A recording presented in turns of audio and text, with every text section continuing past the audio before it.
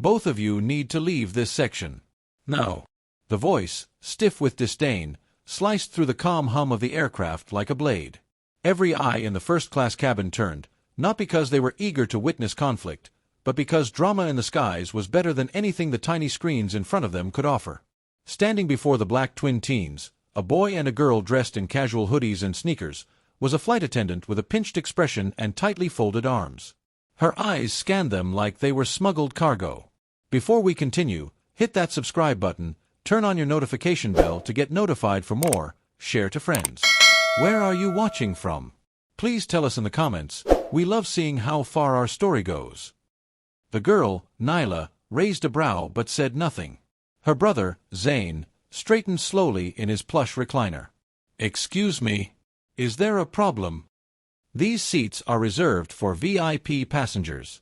You don't belong here, the flight attendant snapped. Her name tag read Tamara, and her skin flushed with a strange kind of satisfaction as murmurs broke out among nearby passengers. Zane tilted his head, calm but clearly measuring her. Our tickets say 1A and 1B. You might want to double-check before you embarrass yourself further. Tamara scoffed. Don't play games. Either move to the back or I'll call security.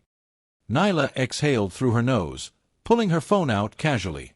You're going to regret this. Is that a threat? Tamara's voice rose. I said get up. No.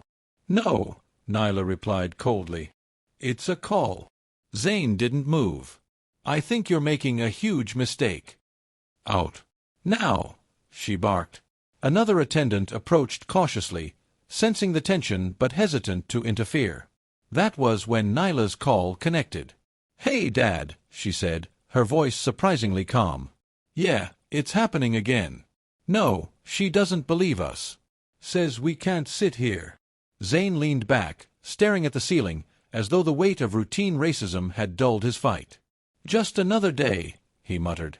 Within 2 minutes, something shifted. Tamara's radio buzzed. Tamara, report to the cockpit immediately. Urgent. Her expression changed like a candle flame catching wind. She left in a hurry. The captain was pale. You're being relieved of duty. Effective immediately. The CEO has ordered your removal along with the 2 attendants who stood by. What? The kids in first class? Those are his children. The color drained from Tamara's face. Back in the cabin, Nyla slid her phone back into her pocket. They'll be here soon, she told her brother. He nodded. Figures. The plane didn't move for another hour. Crew members scrambled, some escorted off. A replacement team arrived.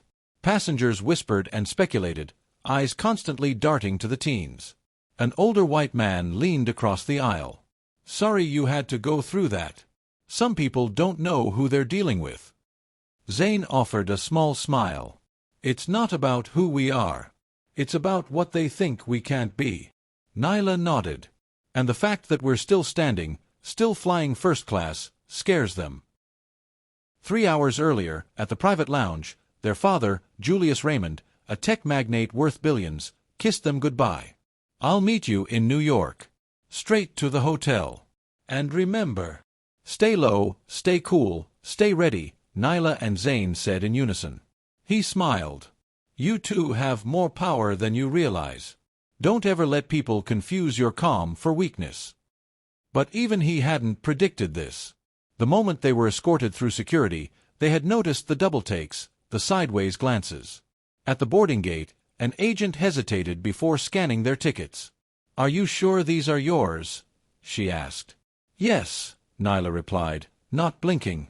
Sorry, the woman muttered, avoiding eye contact. They knew. They always knew. Now in the air, the new flight lead approached with an apologetic smile. Mr. and Ms. Raymond, on behalf of the airline, I deeply regret the treatment you received earlier. Measures are being taken. Please accept our sincerest apology. Zane didn't reply. Nyla spoke up. It's not about apologies. It's about recognition. The woman bowed her head. Understood. Hours later, they landed. A black car with dark windows waited on the tarmac. Inside, their father was already waiting. You good? Zane climbed in. Yeah. Nyla followed. They're gone. All three of them. Julius nodded, his jaw tight. They won't work in aviation again. They need education, not just punishment, Nyla said.